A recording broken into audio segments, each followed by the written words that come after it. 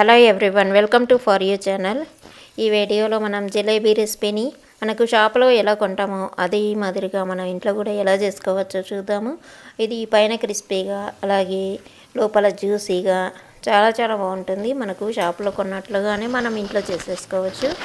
ఇది చాలా ఈజీగా తక్కువ ఇంగ్రీడియంట్స్ తోటి మనం చేసేసుకోవచ్చు. ఇక్కడ చూడండి ఎంత క్రిస్పీగా ఉందో.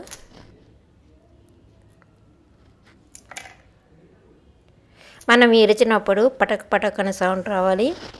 ఇప్పుడు ఒక బౌల్ తీసుకొని అందులో 150 గ్రాముల మైదా పిండి అలాగే 4 టేబుల్ స్పూన్ల కార్న్ ఫ్లోర్ వేసుకోవాలి.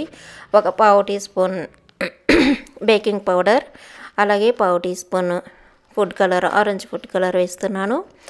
ఈ బేకింగ్ సోడా కాకుండా బేకింగ్ పౌడర్ వేసుకోవాలి. ఇవన్నీ బాగా మిక్స్ చేసుకోవాలి. ఇందులోనే 4 టేబుల్ స్పూన్ల పెరుగు వేసుకోవాలి. అలాగే ఒక 150 గ్రాముల వరకు 150 ml వరకు వాటర్ పడుతుంది. ఈ వాటర్ కొంచెం వేసుకుంటూ కలుపుకోవాలి. మనకు జారుడు కన్సిస్టెన్సీ వచ్చే వరకు ఈ పిండిని ఎటువంటి ఉండలు లేకుండా బాగా కలుపుకోవాలి. ఇప్పుడు చూడండి ఇలా ఉండాలి పిండి కన్సిస్టెన్సీ అనేది. ఇలా ఉన్నప్పుడు మనకు చక్కగా వస్తాయి పొంగుతూ. ఇప్పుడు దీన్ని మూత పెట్టి ఒక అరగంట సేపు పక్కన పెట్టుకొని నాననివ్వాలి. ఇప్పుడు చక్కెర పాకం కోసం ఒక 400 గ్రాముల చక్కెర తీసుకోవాలి. అలాగే 1.5 నుంచి 2 కప్పుల వరకు వాటర్ వేసుకొని 3-4 యాలక్కాయలు కూడా వేసుకొని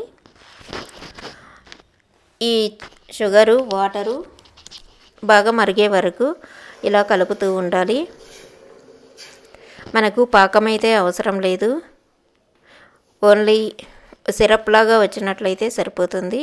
ఇవి బాగా బుడగలు వచ్చే వరకు మనం దీన్ని వేడి చేసుకోవాలి. ఇలా వచ్చిన తర్వాత స్టవ్ ఆఫ్ చేసుకొని పక్కన పెట్టుకోవాలి. ఇప్పుడు ముందుగా ఆయిల్ పెట్టేసుకుందాము మీడియం హీట్లో. ఇక్కడ మనం జిలేబీ వేసుకోవడానికి మాలకు గుంటగా ఉండే బాణలు కాకుండా వెడల్పుగా ఉండేటటువంటి బాణలు పెట్టుకున్నట్లయితే మనకు చక్కగా వస్తాయి.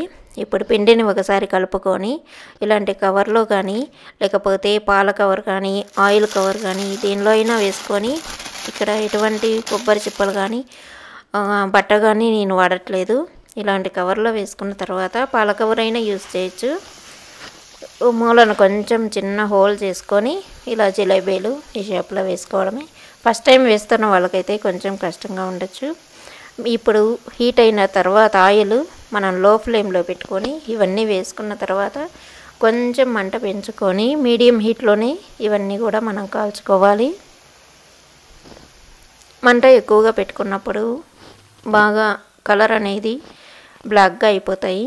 దానివలన మీడియం ఫ్లేమ్లోనే పెట్టుకోండి, ఎందుకంటే సన్నగా ఉంటాయి కాబట్టి. ఇవి రెండు పక్కల ఇలా ఫ్రై చేసుకున్న తర్వాత ఇవి డైరెక్ట్గా మనం ఇప్పుడు షుగర్ సిరప్లో వేసేసుకుంటాము.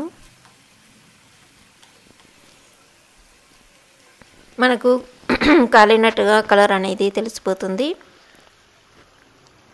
వీటిల్ని ఒక్కొక్కటిగా తీసుకొని ఈ చక్కెర పట్టుకున్నటువంటి సిరప్లో వేసేసుకోవాలి. ఇలా వేసుకున్న తర్వాత 2-3 నిమిషాలు ఉంచిన తర్వాత ఇవి తీసి పక్కన పెట్టుకోవాలి. ఎక్కువసేపు ఉంచినట్లయితే బాగా మెత్తగా అయిపోతాయి.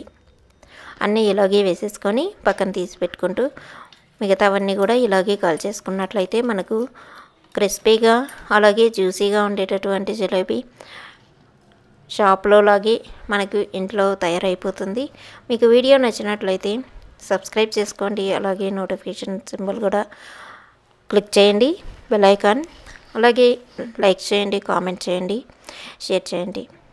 ఇప్పుడు చూద్దాము ఇది ఎలా ఉందనేది. షేప్ కూడా చక్కగా వచ్చింది. మనకు సౌండ్ అనేది టక్కు అని మనం విరిచినప్పుడు ఆ సౌండ్ వచ్చినట్లయితే మనకు క్రిస్పీగా వచ్చినట్లు. Thanks for watching.